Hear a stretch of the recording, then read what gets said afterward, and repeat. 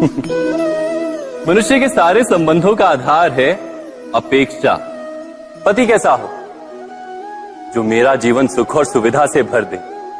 पत्नी कैसी हो जो सदैव मेरे प्रति समर्पित रहे।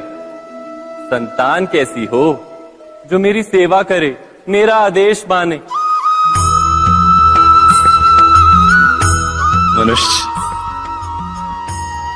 मनुष्य उसी को प्रेम भी कर पाता है जो उसकी अपेक्षा पूर्ण करता है, और अपेक्षा की तो नियति है भंग होना। कैसे? क्योंकि अपेक्षा मनुष्य के मस्तिष्क में जन्म लेती है। कोई अन्य व्यक्ति उसकी अपेक्षाओं के बारे में जान ही नहीं पाता। पूर्ण करने की प्रामाणिक इच्छा हो तब भी कोई मनुष्य किसी की अपेक्षाओं को पूर्ण नहीं कर पाता,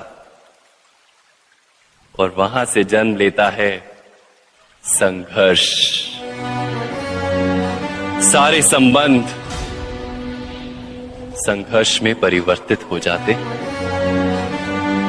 पर मनुष्य अपेक्षा को संबंध का आधार ना बनाए और स्वीकार करे केवल संबंध का आधार, तो क्या ये जीवन स्वयमेव सुख और शांति से नहीं भर जाएगा?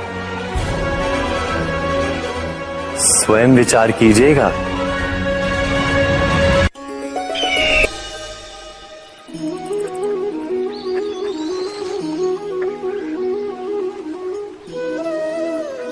समय के आरंभ से ही मनुष्य को एक प्रश्न सदा पीड़ा देता है कि वो अपने संबंधों में अधिकतम सुख और कम से कम दुख किस प्रकार प्राप्त कर सकता है।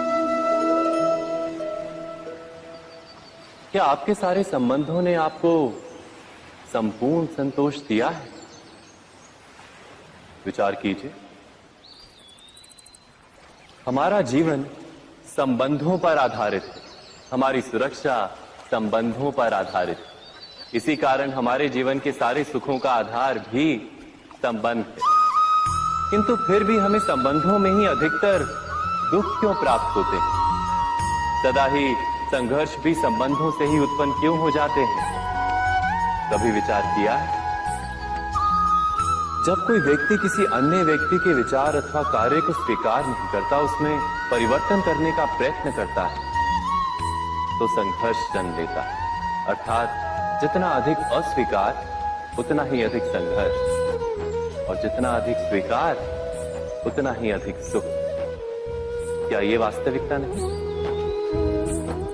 यदि मनुष्य स्वयं अपनी अपेक्षाओं पर अंकुश रखे, अपने विचारों को परखे, किसी अन्य व्यक्ति में परिवर्तन करने का प्रयत्न ना कर स्वयं अपने भीतर परिवर्तन करने का प्रयास करे, तो क्या संबंधों में संतोष प्राप्त करना इतना कठिन? अर्थात क्या स्वीकार ही संबंध का वास्तविक अर्थ नहीं? स्वयं विचार कीजिए।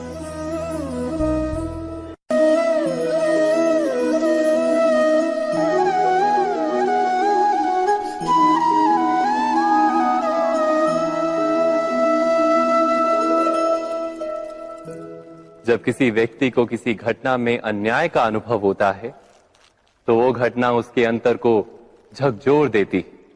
समस्त जगत उसे अपना शत्रु प्रतीत होता है। अन्याय लगने वाली घटना जितनी बड़ी होती है, मनुष्य का हृदय भी उतना ही अधिक विरोध करता है। उस घटना के उत्तर में वो न्याय मांगता है, और ये योग्य भी है। वास्तव में समाज में किसी भी प्रकार का अन्याय व्यक्ति की आस्था और विश्वास का नाश है। किंतु ये न्याय क्या है? न्याय का अर्थ क्या है? अन्याय करने वाले को अपने कार्य पर पश्चाताप हो, और अन्याय भुगतने वाले के मन में फिर से विश्वास जगे समाज के प्रति। इतना ही अर्थ है ना न्याय का। किंतु जिसके हृदय में धर्म नहीं होता, वो न्याय को छोड़कर बैर और प्रतिशोध को अपनाता है। हिंसा के बदले प्रतिहिंसा की भावना लेकर चलता है, स्वयं भोगी हुई पीड़ा से कहीं अधिक पीड़ा देने का प्रयत्न करता है और इस मार्ग पर चलते अन्याय को भुगतने वाला स्वयं अन्याय करने लगता है। शीघ्र ही वो अपराधी बन जाता है। अर्थात न्याय और प्रतिशोध के बीच बहुत कम अंतर होता है और इसी अंतर का नाम है धर्म। क्या ये सत्य नहीं? स्वयं विचार कीजिए।